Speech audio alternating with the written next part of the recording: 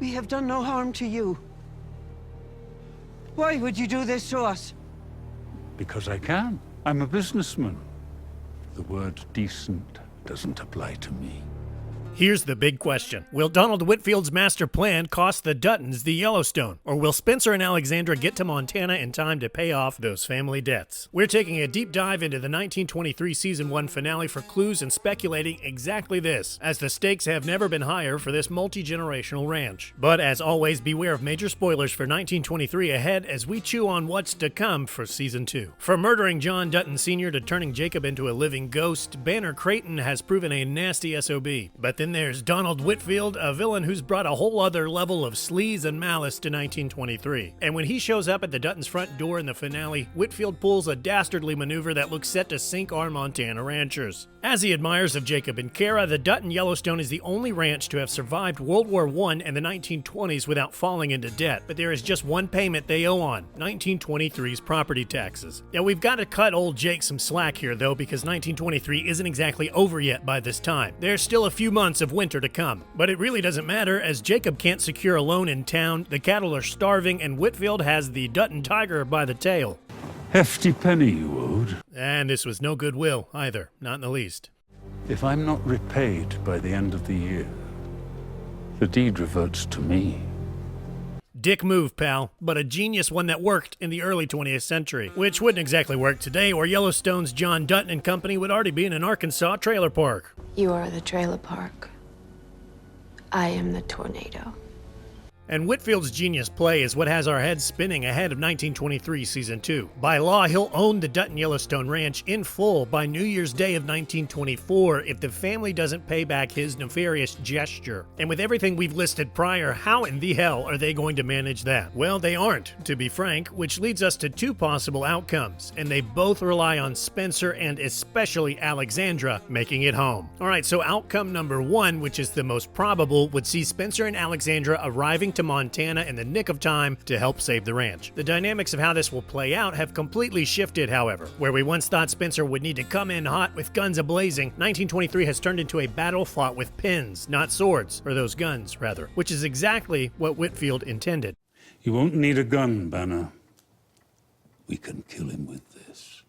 Instead, now it's going to take some hefty finances to bail out the Dutton Yellowstone Ranch, and who has such clout? Spencer has some money saved up from his famous hunting exploits, sure, but is it the type of money Whitfield would consider a pretty penny? No way. And this is where his love, Alexandra, comes in. During the finale, we learned that Alexandra's ex-fiancé Arthur Jr. is the Earl of Sussex. We then hear the British naval ship's captain refer to Alexandra as the Countess of Sussex, which begs the question, did the captain tell Spencer that Alexandra is the Countess because of her ill-fated royal marriage to Arthur, or did both he and best friend Jennifer refer to Alex as the Countess because she is in fact already a Countess of Sussex by birth? This is a lot of recap, and there are slim chances of this title being assigned at birth in reality, but this is fiction, folks. Ain't gonna get rid of me that easy. So we go with it. Whether she's noble by birth or not, Alexandra's wealth has come into play, or the wealth of her family rather, throughout Season 1. In the finale, she tells Spencer he needs not waste money on a tuxedo as she has credit aboard. And her explanation of British culture in Episode 7 sounds like nobility to a T. I'm British. All we do is travel the world and become experts in the places we visit. That don't make sense. And like I said, I'm British. To put it plainly, Alexandra's familial wealth is multi-generational. It's absolutely massive, the kind Whitfield himself likens to immortality. And if Alex manages her American voyage, she may prove the Yellowstone Dutton Ranch savior if she can A. access her family's noble wealth, or B. convince her family to help her new family. Either means she could solve their property tax woes with the stroke of a pen and flip of the ultimate bird to Donald Whitfield by playing at his game. But key to Season 2's plot, however, will be when Alexandra and Spencer show up. If they arrive before 1924, then all will be well, sort of. If they show up in 1924, however, then the Duttons will have lost the ranch to the Yellowstone's version of Scrooge McDuck, and it will not be pretty. And the way Alex and Spencer's travels are looking so far, the chances are incredibly slim that both will make it across the Atlantic, then across North America, in time to put a lid on all this nonsense. But again, this is fiction, and stranger things have happened. If they don't make it in time, though, it would be another genius curveball for Taylor Sheridan to throw. While we're all waiting to see who the true grandfather of John Dutton is, the real hitch of this story may become how the Duttons lost the Yellowstone by the end of 1923, then had to fight on top of another generation's war, World War II, to get it back. Either way it goes, the implications will shape the rumored 1944 follow-up, which is that World War II era prequel from Sheridan and his Yellowstone universe that is now built on sequels to prequels. But hey, if 1944 became the tale of Elder Spencer and Jack Dutton retaking the Yellowstone with new children at their side, well, we'd be all for it.